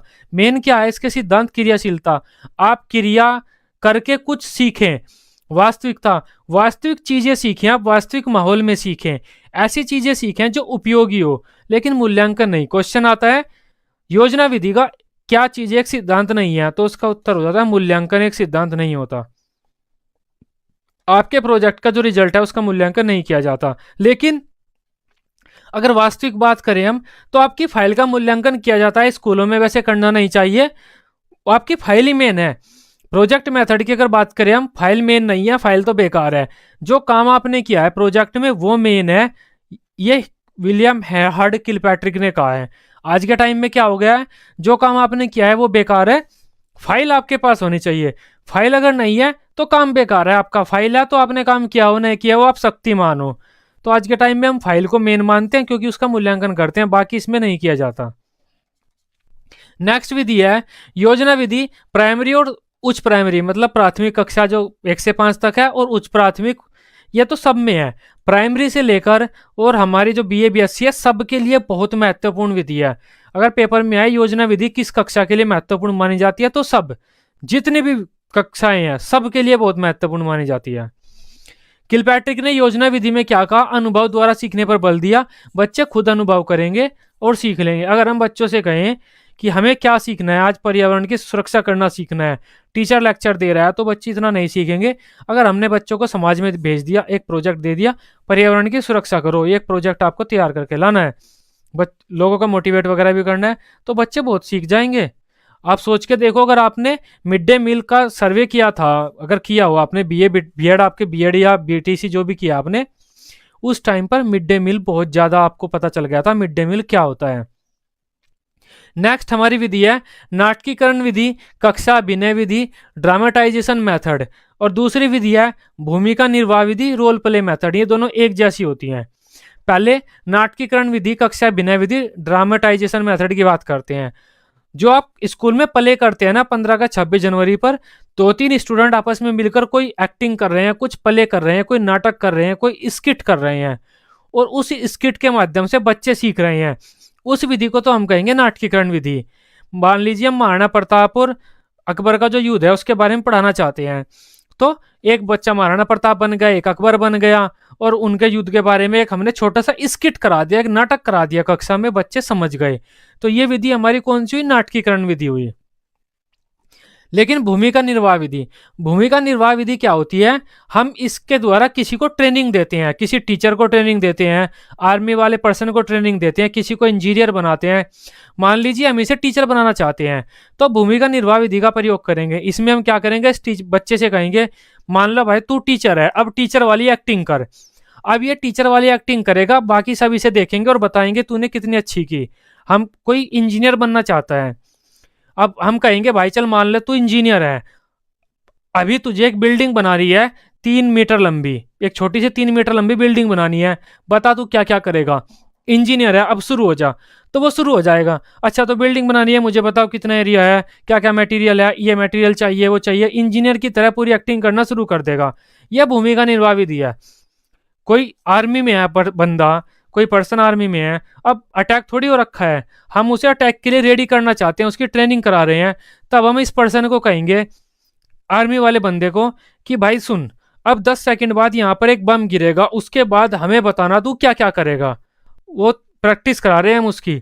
हम 10 सेकंड गिरेंगे, 1 सेकंड हुई, बम गिरा, तो वह भागेगा, नीचे बैठेगा, दूसरे को बचाएगा, क्या क्या करेगा, वो पूरा वह काम करेगा जो वह आगे जाके करेगा।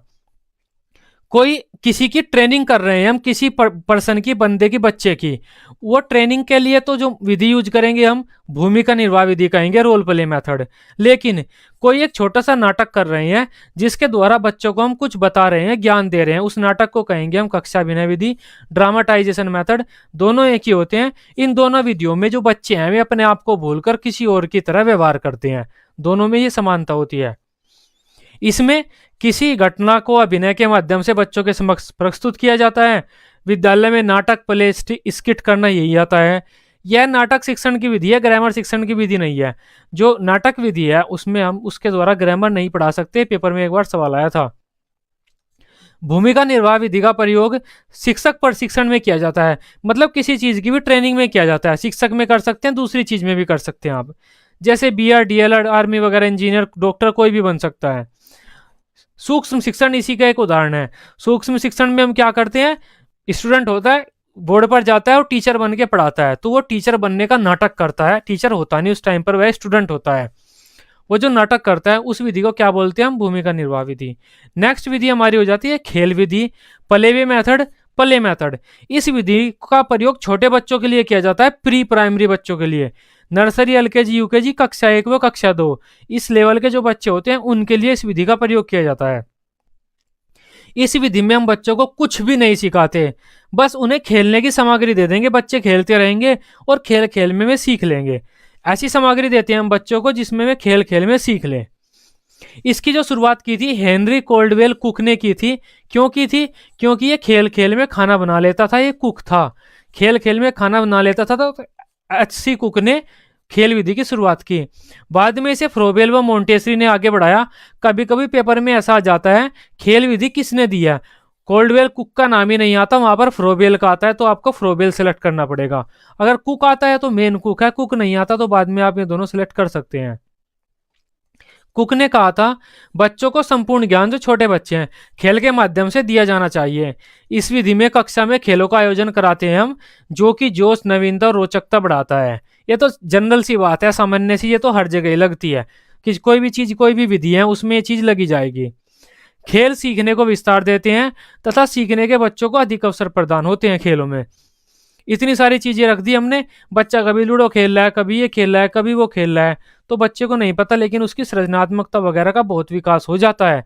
हमने कुछ ऐसे सामान रख दिया जिसमें ऐसी लाइनें हैं, बच्चों से कहा इन लाइनों में उंगली घुमाओ, बच्चे ऐसे उंगली घुमाएंगे उन लाइनों में, बच्चे क्या कर रहे हैं, खेल खेल रहे हैं। लेकिन जब थोड़ा सा बड़े होने के बाद में टी बनाएंगे ना, तो वो टी बनाने में वो उंगली घुमाना उनके बहुत काम आएगा। बच्चे खेल खेल में सीखते रहते हैं। नेक्स्ट विधि हमारी किंडरगार्टन विधि। यह भी खेल विधि का ही एक रूप है। ये किंडरगार्टन विधि फ्रोबेल ने दी है। ये कहाँ के रहने वाले थे, जर्मनी के रहने वाले थे। ये शायद 1850 के आसपास उन्होंने यह विधि दी। किंडरगार्टन एक जर्मन भाषा का शब्द है जिसका मतलब होता है बच्चों का बागीचा। बस ये एक स्कूल है, फ्रोबेल ने एक स्कूल की स्थापना की थी। उसमें फ्रोबेल ने कहा था कि मैं किंडरगार्टन विधि के द्वारा बच्चों को पढ़ाता हूँ, मेरे स्कूल का नाम किंडरगार्टन स्कूल है। किंडरगार्टन का मतलब होता है बच्चों का बागीचा। मैं बच्चों को एक ऐसा बागीचा देता हूँ जिसमें बच्चे खुद खेल खेल कर, क्रिया करके सीख लें। कुछ नहीं सिखाता मैं बच्चों को, एक्टिविटी कराता हूँ, गेम्स खिलवाता हूँ। छोटे बच्चे हैं, वे गेम्स खेलते हैं, एक्टिविटी करते हैं और वे काफ़ी चीज़ें सीख जाते हैं। और ये जो आपकी किंडरगार्टन विधि है ये आज भी लागू है। इसे हम बोल देते हैं एलकेजी और यूकेजी, लोअर किंडरगार्टन, अपर किंडरगार्टन। ये फ्रोबेल ने ही दी है। जो आपके एलकेजी यूकेजी आज आप पढ़ते हैं ना, छोटे बच्चे पढ़ते हैं, वो फ्रोबेल ने दी है। ऐसा नहीं है फ्रोबेल ने ये विधि दी और खत्म होगी, नहीं, आज भी चल रही है। एलकेजी और यूकेजी में हम बच्चों को पहले खेल खेल में सिखाने के अवसर देते हैं, ज़्यादा पढ़ाते नहीं है कुछ। यह विधि मुख्यतः 4 से 8 साल के बच्चों के लिए होती है, वही nursery, LKG, UKG, first second के लिए होगी। किंडरगार्टन विधि में बच्चों को खेल व गतिविधि आधारित शिक्षा दी जाएगी। बच्चे काम करेंगे, खेलते रहेंगे और वे नई चीज़ें सीख जाएंगे, काफ़ी सारी चीज़ें सीख जाएंगे। इन्होंने अपने विचारों के क्रियान्वयन हेतु, अच्छा, जो ये हमारे फ्रोबेल साहब हैं, इन्होंने जो ये विचार बनाया था बच्चों को खेल खेल के शिक्षा दूंगा मैं, तो जर्मनी के ब्लेकनबर्ग नामक स्थान पर एक विद्यालय खोला था जिसे इन्होंने किंडरगार्टन स्कूल कहा था। और इसमें इन्होंने कहा था कि मैं किंडरगार्टन विधि के द्वारा बच्चों को पढ़ाता हूं। मैं बता चुका हूं आपको। किंडरगार्टन शब्द का अर्थ होता है बच्चों का बागीचा। क्यों लिया था इन्होंने किंडरगार्टन शब्द? जर्मन में किंडरगार्टन का मतलब होता है बागीचा, मतलब बच्चों का बागीचा। जो फ्रोबेल है, वे एक दिन बागीचे में घूम रहे थे, खरगोश कुत्ते वगैरह आपस में लड़ मिलते हुए खेल रहे थे। कुछ कुत्ते आपस में खेल रहे थे, गिलहरी वगैरह अलग खेल रही थी। तो मैं फ्रोबेल ने सोचा ये छोटे हैं, मतलब ये खेल खेल के सब कुछ सीख लेते हैं, तो मुझे भी एक बच्चों के लिए ऐसा बागीचा बनाना चाहिए जहाँ पर बच्चे खेल खेल के सीख लें। तो उन्होंने एक स्कूल बनाया जिसे उन्होंने बागीचे का नाम दिया, किंडरगार्टन नाम रखा। उसका नाम था मेन बच्चों का बागीचा, हिंदी भाषा में माने तो हम। फ्रोबेल ने अपने स्कूल में बच्चों को शिक्षा देने के लिए जिस पद्धति का प्रयोग किया उसे किंडरगार्टन पद्धति या किंडरगार्टन विधि कहा। इस पद्धति में बाल गीत मतलब गीतों के द्वारा शिक्षा दी जाएगी, गाने गाएंगे बच्चे, कविताएं होंगी। ये भी एक शिक्षक कविता गाएगा, गाना गाएगा कुछ, फिर बच्चे गाना गाएंगे। रचना, कुछ भी चीज तोड़ते रहेंगे, फोड़ते रहेंगे, कोई चीज बनाते रहेंगे। गति, जो मतलब एक्टिविटी होगी वहां पर, खेल होगा, बच्चों को इनाम दिए जाएंगे, बहुत सारे कार्य करेंगे। और बच्चे व्यवहार करेंगे, मतलब बैठे नहीं रहेंगे, कुछ व्यवहार में कुछ काम करेंगे। इसका मतलब एक ही है, बच्चे खुद कुछ करके सीखेंगे और बच्चों वाली चीजें करेंगे, खेलेंगे, तोड़ेंगे, फोड़ेंगे चीजों को, छोटे छोटे काम करेंगे, गाने गाएंगे, पोएट्री गाएंगे, शिक्षक बोलेगा उस चीज को रिपीट करेंगे, ऐसा ऐसा। मोंटेसरी मेथड, इन्होंने भी खेल विधि को ही आगे बढ़ाया। खेल विधि से संबंधित इन्होंने भी एक अपनी विधि दी थी जिसे मोंटेसरी विधि कहा जाता है। इन्होंने भी एक स्कूल की स्थापना की थी। उस स्कूल में इन्होंने भी बच्चों को कार्य करके और खेल खेल में सीखने पर बल दिया। यह भी उसी रेंज के बच्चों के लिए है, 2 साल से 6 साल के लिए, nursery, LKG, UKG, first second, उसी क्लास के बच्चों के लिए यह भी विधि है। इसमें मारिया मोंटेसरी ने क्या कहा, बच्चों को खेल खेल में सिखाने के अवसर दो, और जो उसकी ज्ञानेंद्रियां हैं, हाथ, आंख, कान, नाक, उन पर बच्चों के जो अधिक बल दो। क्योंकि जैसे बच्चे कोई चीज करेंगे ना, तो दिमाग और आंख और हाथ तीनों के कॉम्बिनेशन से करेंगे कोई भी काम, और काम को करेंगे और उस काम को करके सीखेंगे। तब मारिया मोंटेसरी ने इंद्रिय प्रशिक्षण पर बल दिया। हाथ, आंख जो ये हैं, इन पर अच्छा फोकस करना चाहिए हमें बच्चों के। खेल विधि है, बच्चों के खेल खेल में और कार्य कर क्रिया विधि के द्वारा सिखाने पर बल देगी मारिया मोंटेसरी की यह विधि भी। यह विधि मारिया मोंटेसरी की देन है। यह विधि 2 से 6 साल के बच्चों के लिए अच्छी मानी जाती है।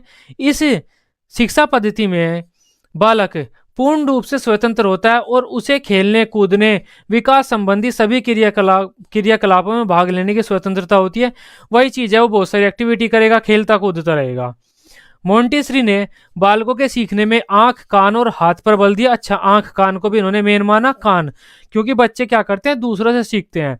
आंख, कान, हाथ, दिमाग, इन चीजों को मारिया मोंटेसरी ने मेन माना। और उन्होंने कहा कि बालक की इंद्रियों पर हमें अच्छा काम करना चाहिए, क्योंकि बच्चे चीजों को देखकर, कर कर और दूसरे से सुनकर सीखते हैं। इंद्रियों पर बल किसने दिया, वो मारिया मोंटेसरी ने दिया था। यह विधि इंद्रिय प्रशिक्षण पर बल देती है।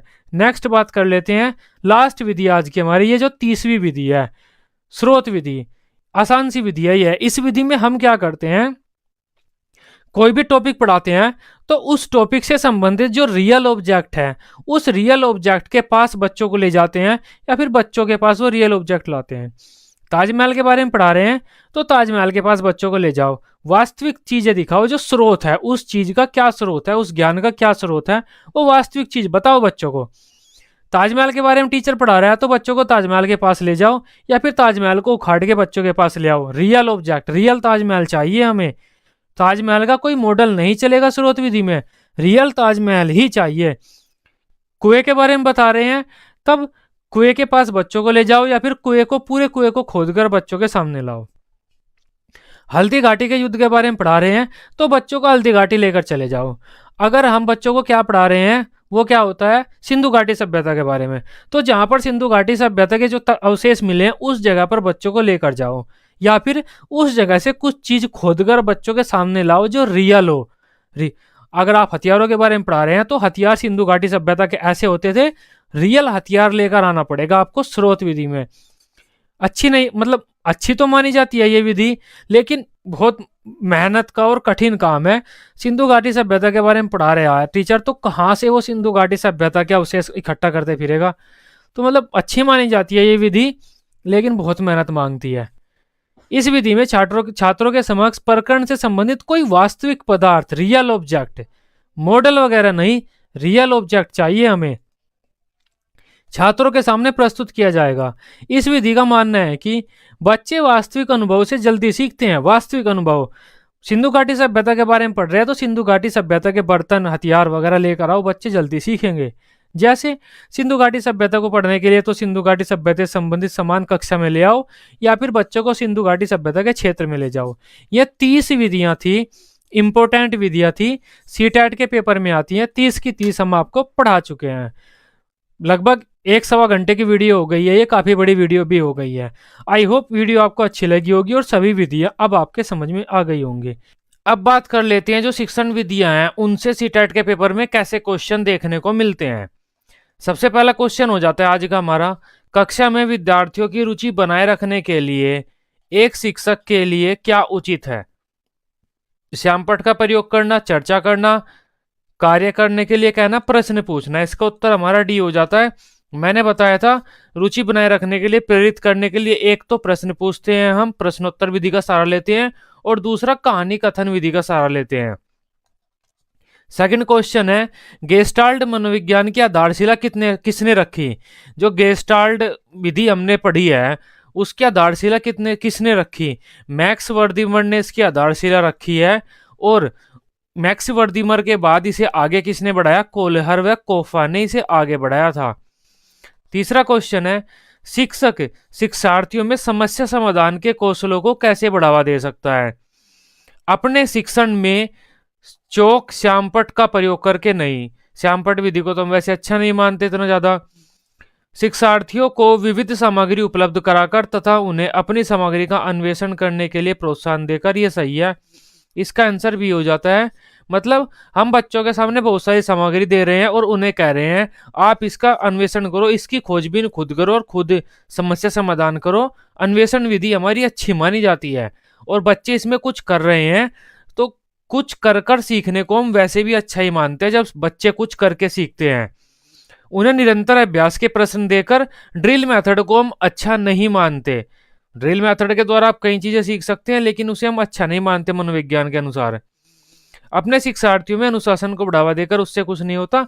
आंसर इसका भी हो जाता है। नेक्स्ट क्वेश्चन हमारा हो जाता है फोर्थ क्वेश्चन, वर्तमान समय में व्याख्यान विधि कैसी मानी जाती है? मनोवैज्ञानिक है? नहीं। व्याख्यान तो गलत विधि है। शिक्षक केंद्रित है? सही बात है। महत्वपूर्ण नहीं है? ये भी गलत हो जाता है। इसका आंसर बी है, व्याख्यान विधि अमनोवैज्ञानिक है और शिक्षक केंद्रित है। फिफ्थ क्वेश्चन है, कहानी कथन विधि के विषय में सही है? कहानी कथन विधि के विषय में क्या चीज सही है? यह विधि बड़ी कक्षाओं में प्रयोग की जाती है? नहीं। कहानी कथन विधि तो छोटी कक्षाओं में प्रयोग की जाती है क्योंकि छोटे बच्चे कहानी में इंटरेस्ट लेते हैं। यह तुलनात्मक विधि है, बच्चों में आपस में तुलना थोड़ी होती है इसमें। इसके द्वारा कक्षा की नीरसता को दूर किया जा सकता है, ये सही है, सी। क्योंकि कहानी कथन और क्वेश्चन आंसर मेथड के द्वारा ही हम कक्षा की नीरसता को दूर करते हैं। मैंने आपसे बताया था। कहानियां छात्रों में किस चीज का निर्माण करती है? कल्पनाशीलता, सही बात है। सृजनात्मकता, मौलिकता, सही है, डी। कहानियां छात्रों में ये सारी चीजें पैदा करती हैं। नेक्स्ट क्वेश्चन है, सर्वाधिक तर्क प्रधान विधि है? ये विश्लेषण विधि है। मैंने जब विश्लेषण विधि आपसे पढ़ाई थी आपको बताया था सर्वाधिक तर्क प्रधान विधि कौन सी है? विश्लेषण विधि है, क्योंकि चीजों को तोड़ने में हमें दिमाग लगाना पड़ता है, तर्क वितर्क करना पड़ता है। विश्लेषण करना, चीजों में अंतर करना, ये मतलब तर्क करने से संबंधित चीजें मानी जाती हैं। किसी चीज का विश्लेषण करना और किसी चीज में अंतर करना। विश्लेषण करना और अंतर करना हमेशा आपको एक साथ देखने को मिलेगा। आठवां क्वेश्चन है, किस विधि का प्रयोग करके सूत्र स्थापित किए जा सकते हैं? तो वो निगमन विधि तो नहीं हो सकती, क्योंकि निगमन में शुरू में न आ गया। अब शुरू में न आ गया तो इसका मतलब है इसमें तो हम नियम बताएंगे, तो नियम तो स्थापित नहीं कर सकते। तब आगमन विधि हो गई। आंसर हमारा बी हो जाता है। आगमन विधि में हम पहले एग्जाम्पल देंगे और बच्चे उन एग्जाम्पल से रूल्स बनाएंगे, सूत्र बनाएंगे। सूत्र स्थापित कौन सी विधि में करेंगे? हम आगमन विधि में करेंगे।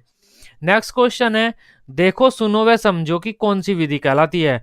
मैंने आपसे कहा था कहीं पर भी आपको देखने से संबंधित कुछ मिले तब आप प्रदर्शन विधि लगाओ, डेमोन्स्ट्रेशन मेथड। आंसर हमारा ए हो जाता है। नेक्स्ट क्वेश्चन है, निम्नलिखित में से कौन सी विशेषता समस्या समाधान उपागम की है? समस्या समाधान जो विधि पढ़ी है उस विधि की कौन सी एक विशेषता है? समस्या केवल एक सिद्धांत प्रकरण पर आधारित होती है, ऐसा कुछ नहीं पढ़ा हमने। समस्या कथन में संकेत अंतर्निहित रूप में दिया जाता है, ये हमने पढ़ा है। जो समस्या कथन है हमारा उसमें कोई ना कोई संकेत जरूर दिया जाता है। आंसर हमारा इसका बी हो जाता है आंसर। समस्या मौलिक होती है, सही उत्तर प्राप्त करने का सामान्यतः एक उपागम होता है, तो इसका बी ही अधिकतर हमें सही मिल रहा है। अब समस्या मौलिक नहीं हो सकती। मौलिक का मतलब होता है कोई नई चीज हमने बच्चों को दे दी होगी। समस्या समाधान विधि में ऐसी चीज हम बच्चों को देते हैं जो बच्चे पहले से जानते हो, उसका उत्तर ढूंढना है बस उन्हें। मौलिक का मतलब तो नया हो जाता है। किंडरगार्टन शब्द का शाब्दिक अर्थ क्या होता है? अभी थोड़ी देर पहले मैंने बताया। किंडरगार्टन जर्मन भाषा का शब्द है, फ्रोबेल ने दिया है बच्चों का बागीचा। इसका आंसर हो जाता है डी। नेक्स्ट क्वेश्चन है, मोंटेसरी शिक्षण पद्धति की क्या एक विशेषता है? यह विधि माध्यमिक कक्षाओं के लिए नहीं है, प्राइमरी कक्षाओं के लिए है।